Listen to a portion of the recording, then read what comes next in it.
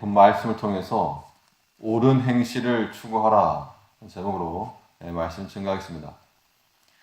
이 시대는 절대적인 것을 부정하고 판단 기준 자체를 상대적으로 보기 때문에 무엇이 옳다, 그르다를 인정할 수 없는 상황이 되고 말았습니다. 그러나 성경은 절대 기준이신 하나님에 대하여서 선포하고 있고 옳은 것과 그른 것을 명확하게 구분짓고 있습니다. 23절에서는 감사로 제사를 드린 자가 나를 영화롭게 하나니 그 행위를 옳게 하는 자에게 내가 하나님의 구원을 보이리라. 우리의 행위가 사람의 관점에 따른 것이 아니라 하나님의 관점에서 옳은 것과 그른 것으로 구별될 수 있다는 겁니다.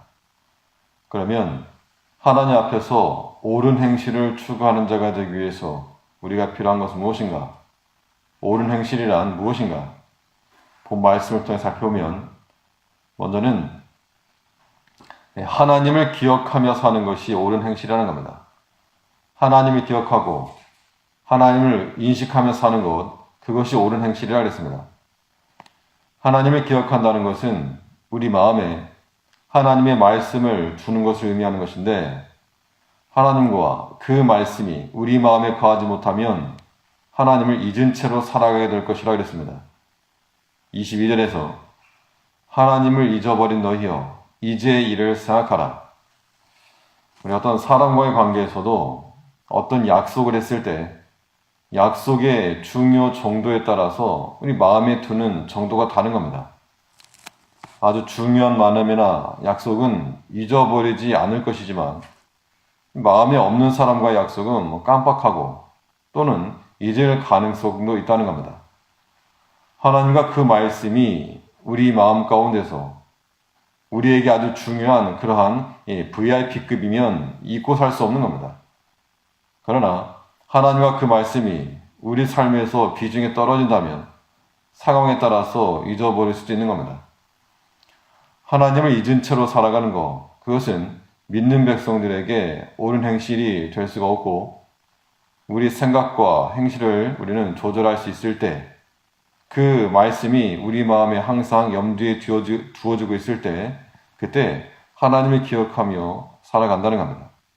하나님을 잊어버린 너희여 이제 이를 생각하라. 그러므로 우리가 하나님과 그의 말씀을 우리 마음 가운데 두며 살아가야 될 것이고 또 하나님을 기억한다는 것은 그 구원하심을 기대하며 살아가는 것을 의미하는 겁니다. 반대로 하나님 없이도 살아갈 수 있다라고 하는 그런 자신감은 굉장히 위험한 겁니다. 우리는 하나님의 도우심과 그 구원하심에 근거하며 사는 그런 존재들임을 기억해야 될 겁니다. 하나님께서 함께하지 않으시면 우리의 구원은 담보할 수가 없기 때문인데 22절에서 하나님을 잊어버린 너희여 이제 이를 생각하라. 그렇지 않으면 내가 너희를 찢으리니 건질 자 없으리라. 하나님의 손에서 건져낼 자가 없다는 것은 구원이라고 하는 것이 오직 하나님께로서 나온다는 겁니다. 그러므로 우리 구원에 대한 소망이 하나님께 있으므로 우리 하나님을 기억하며 또 하나님 잊은 채로 살지 않아야 한다는 겁니다.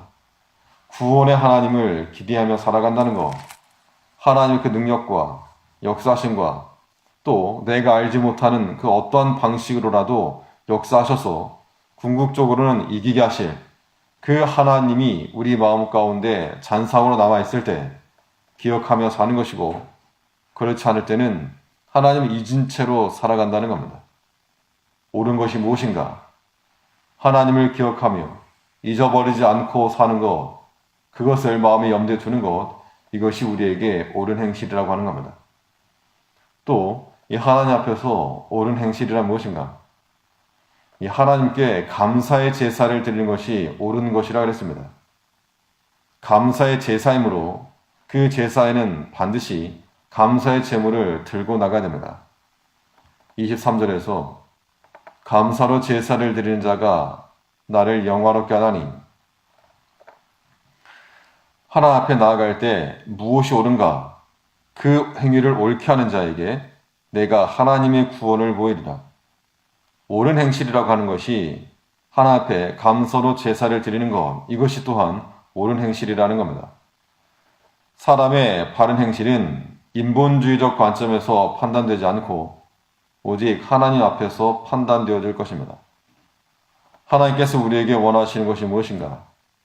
수양의 기름을 기뻐하시는 것이 아니고 그 피를 기뻐하는 것이 아니고 오직 우리가 하나 앞에 감사의 제사를 드리는 것, 이것을 기뻐하신다 했습니다.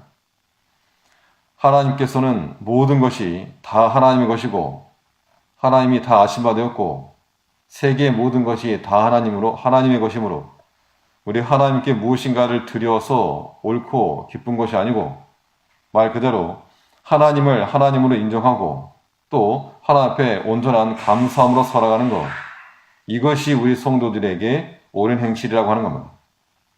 이 형식적인 종교인에서 머무르지 않고 이 감사의 제물을 즐겁게 드리는 하나님의 자녀들이 되어야 한다는 겁니다. 이것이 언약 백성으로서 우리가 마땅히 가져야 될 옳은 행실입니다. 이 감사의 제사라고 하는 것은 우리의 옳은 행실일 뿐만 아니라 또 하나님을 영화롭게 하는 방편이라고 그랬습니다. 사람의 제일 되는 목적이 무엇인가? 하나님을 영화롭게 하는 거라고 하였고 또 그를 즐거워하는 것이라 그랬는데 하나님 영광스럽게 하는 방편이 오늘 본문에 나오기를 감사로 제사를 드릴 때 하나님께 영광이 돌아간다 그랬습니다. 그러면 우리가 어떻게 살 것인가? 참된 사람으로 사는 것, 이건 명확히 나오는 겁니다. 우리가 하나님 앞에 나아갈 때 이 감사의 제물을 가지고 나가 감사의 제사를 드리는 것은 하나님 영광롭게 하는 것이요, 이 참으로 사람의 가치 있는 삶을 산다는 겁니다. 우리 실제적인 삶에는 감사할 내용도 있고 또 사실 이 짜증날 만한 일들도 같이 공존할 것입니다. 문제는 어느 것이 더 크냐, 어느 것이 더 대세인가, 어느 것을 더 많이 내가 생각할 수 있겠는가, 이것이 중요합니다. 우리 마음을 슬프게 하는 것이 있을지라도 때로는 아프게 하는 것이 있을지라도 우리가 감사의 제물을 찾아서 손에 들어야 됩니다. 이것 들고 주 앞에 나아갈 때 이것이 옳은 행실이요, 또 하나님께서 마땅히 기뻐하시고 또 우리에게서 찾기를 원하시는 바가 된다는 겁니다. 우리는 옳고 그름이라고 하는 것을 인간적 경험이나 자기 자신의 지식이나 어떤 사회적 기준에 따라서 판단할 수가 없고 하나님께서 말씀하시는 것을 따라 옳은 것과 그른 것을 분별하되 하나님을 잊으며 사는 것, 아무리 우리가 분주하게 살고 또 많은 것을 하여도 하나님을 잊은 채 그 말씀과 하나님 우리 마음에 염두에 두지 않고 살아가는 것, 이것은 옳은 것이 아니라 하였고 또 하나 앞에 감사의 제사를 드리지 아니하는 것, 이것도 옳은 행실이 아닙니다.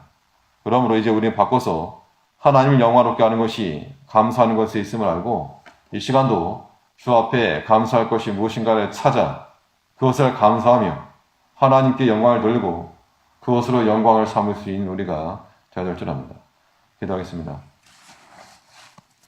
우리에게 믿음을 주셔서 하나님의 음성을 듣고 그 말씀에 동의할 수 있는 믿음을 주신 아버지, 이제 우리가 이 땅에 살아가면서 하나 앞에서 옳은 행실을 하게 하시고 어떤 일에 대해서든 하나님이 없는 자와 같이 무신한 자의 삶을 살아가지 않고 우리 마음 가운데 언제나 하나님과 그 말씀을 마음에 둠으로 하나님을 잊은 채 사는 것이 아니라 기억하며 사는 자가 될 수 있도록 주께서 붙들어 주시옵소서. 감사로 제사 드리는 것은 하나님을 영화롭게 하는 것이라 하였사오니 오늘 이 시간도 우리 모든 감사하면서도 하나 앞에 감사할 것이 무엇인지를 찾게 하시고 그것을 제물로 삼아 하나님 앞에 드려 하나님을 영화롭게 하고 우리가 또한 영광을 얻을 수 있도록 주께서 인도하여 주시옵소서.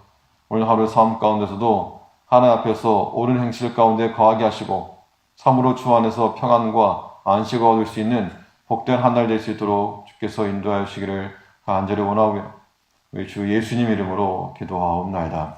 아멘. 하늘에 계신